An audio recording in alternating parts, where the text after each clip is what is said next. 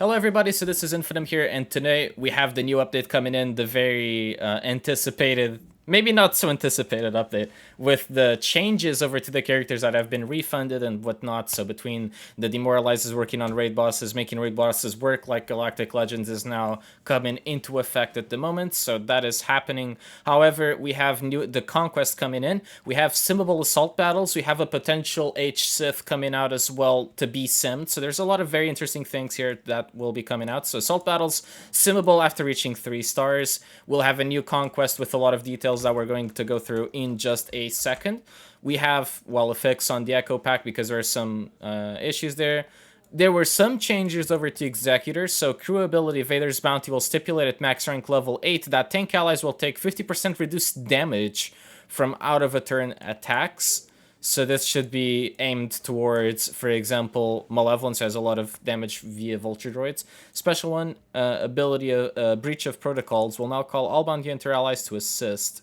So this should be independent of having Target Lock or Breach, I guess. From level 1 to 6 of the ability, Bounty Hunter allies will deal minus 25% damage when they assist. Level 7 of the ability, the damage penalty will be removed, and Bounty Hunter allies will assist at full damage. At max level of the ability will dispel tenacity up from enemies, so this will happen against your fellow enemy Executors, for example. Bounty Hunter allies will deal 10% plus more damage, and if the enemy is reached, Bounty Hunter allies deal plus 25% damage instead, so now you're always getting a guaranteed mass assist.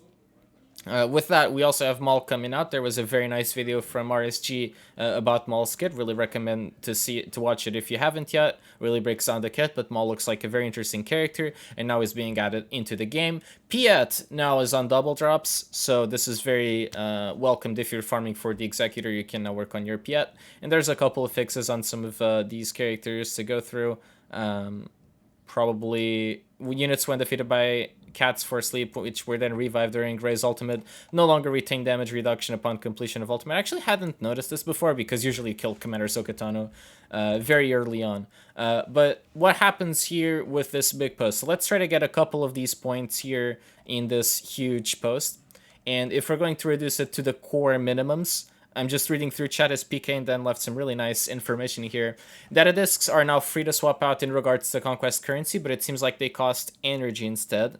Nodes cost more energy to battle, so you're probably going to have to do more refreshes if you weren't doing those. And now there's going to be some mini bosses halfway through sectors. So, for example, right at the moment, halfway through the sector, we have the scavenger part where you can buy, for example, Chimera Soka shards. Now you can buy Maul shards when Conquest 7 hits. But as they said, or as we've seen now, assault battles will be simmable if you reach 3 stars, and they're looking into making the H-Sith simmable if you reach certain requirements, probably like having 35 Treyas at 7 stars or something like that. So that's also interesting.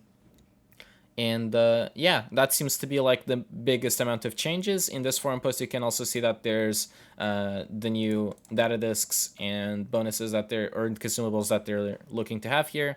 And Conquest is now supposedly going to be harder, more difficult than what we've had before. So we'll find out how this experience is going to go. Should be more difficult, and as they say here in this line, this Conquest will be one of the most challenging yet, and is designed to challenge a broad roster, possibly with the intention of preventing players with only 4 million GP to attain the new Conquest character, because beforehand, for example, my roster at 4 mil could unlock Commander Sokatano with relative ease, and now maybe it's not really designed to be that way, and they're trying to look into making that happen only towards, you know, the rosters that have 7, 6, 8 mil GP plus. So I guess that's a little bit where they're going with. So that's the changes that's coming out with this new update. Are you guys excited? Of course, the big ones, character changes. So now totally worth going into the road ahead, paying attention to what happened here, because there was a lot of changes announced in these characters that really changed the impact